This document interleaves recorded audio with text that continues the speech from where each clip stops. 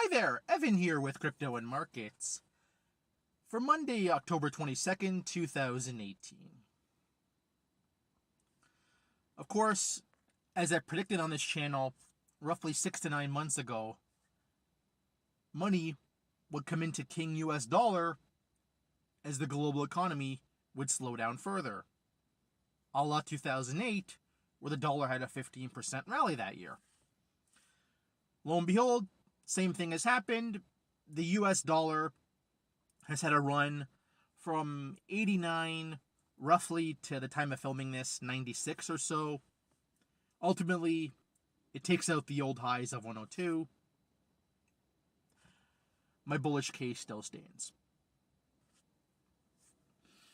But today, I wanted to give some context and put it in perspective as to the moves we're seeing now. Now for this, go back to the end of 2013, where the Bank of Japan stated that they were going to increase the bond buying program again. Early 2014, same thing. Now going back to late 2013, of course, the U.S. Federal Reserve did QE1, QE2, Operation Twist, QA3, but in late 2013, they announced that they were going to end QE3 and start tapering off their bond buying program to stimulate the economy, encourage mortgage lending off of the massive housing crash they had, encourage corporate lending for infrastructure, capex, etc. All went to buybacks, but anyways. But all that happened in late 2013. Then, of course, Bank of Japan, late 2013, early 2014, and now, late 2014. At the same time, the Bank of Japan announced they were increasing their bond buying program. The ECB announced QE. Now, late 2011, Greece started having problems. So they put in a bailout that really was for the German banks, but I won't get into it. Economy picks up a little bit, then slows right back down. So the ECB, in late 2014, to counter this, announces their own QE, where essentially they were going to buy every single bond under the sun as long as it was above zero. Their words, not mine. And then, early 2015, many other central banks cut rates. China had its first slowdown start, which led to the capital outflows, etc. So to counter that, People's Bank of China did their own cuts.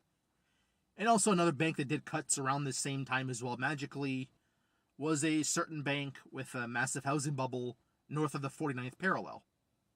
If you follow my channel, you catch my drift here. Again, those rate cuts that were meant for the oil industry,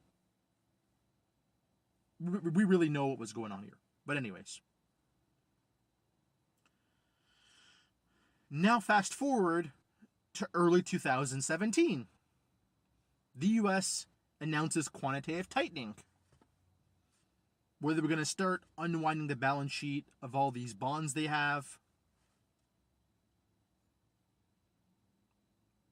which basically meant that the U.S. was flipping course, gone from being very easy to tightening.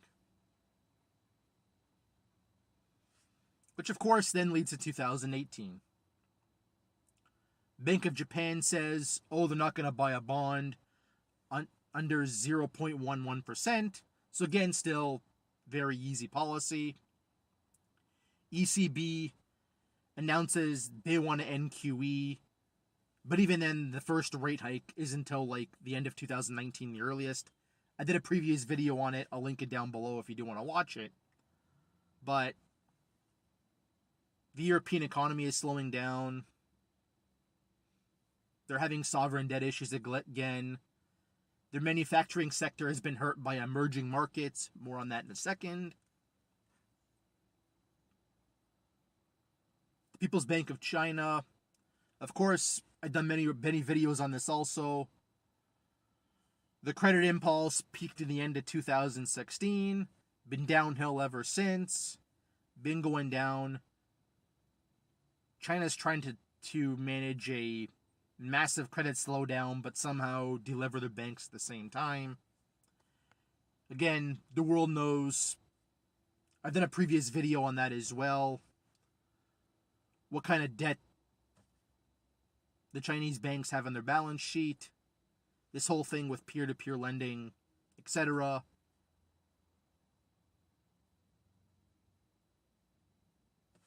So basically, where am I getting at here? What am I getting at? As the rest of the world is easing / in easy monetary policy, the U.S. Federal Reserve is doing QT, raising interest rates, and rapidly tightening.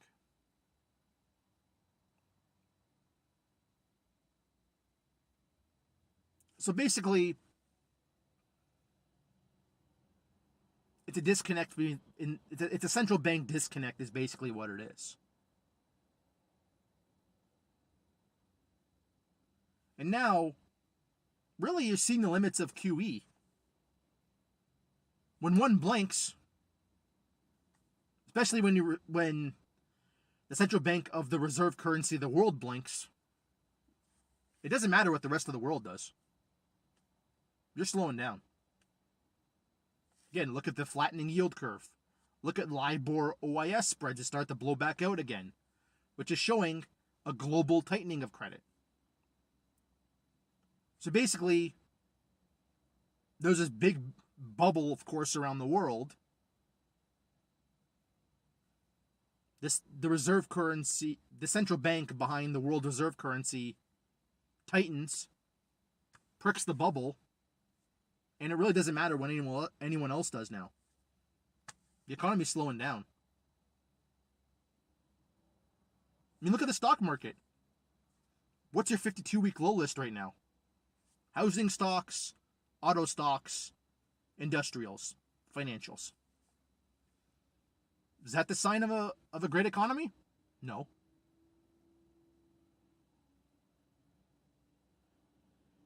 So what I'm saying is, the game's over. The global economy's slowing down. Bubble's already been pricked. But many fail to realize that yet. That's all I'm going to say. Oh, before I go though, one more thing. I've talked about this in 2 previous videos as well. I'll link down below. As the dollar's gone up, as the Federal Reserve's tightened, it's created a dollar shortage around the world, which, as you know, has really hurt emerging markets, as they need those cheap US dollars to fund infrastructure, the middle class, etc.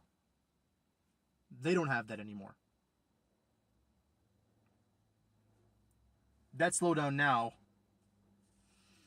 is going to continue for quite some time. So to put it in closing, the actions of the central banks, really since the great financial crisis, can only go so far. The central bank for your reserve currency blinked. It's game over now.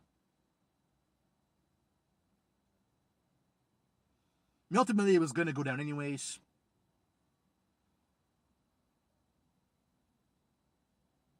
But the bubble's been pricked. It's game over. That's all I'm going to say. I got to head out. Hit the like button. Leave a comment down below. Be sure to subscribe for more. And most importantly, follow me on Twitter @CryptoMarkets2. You'll have a good day.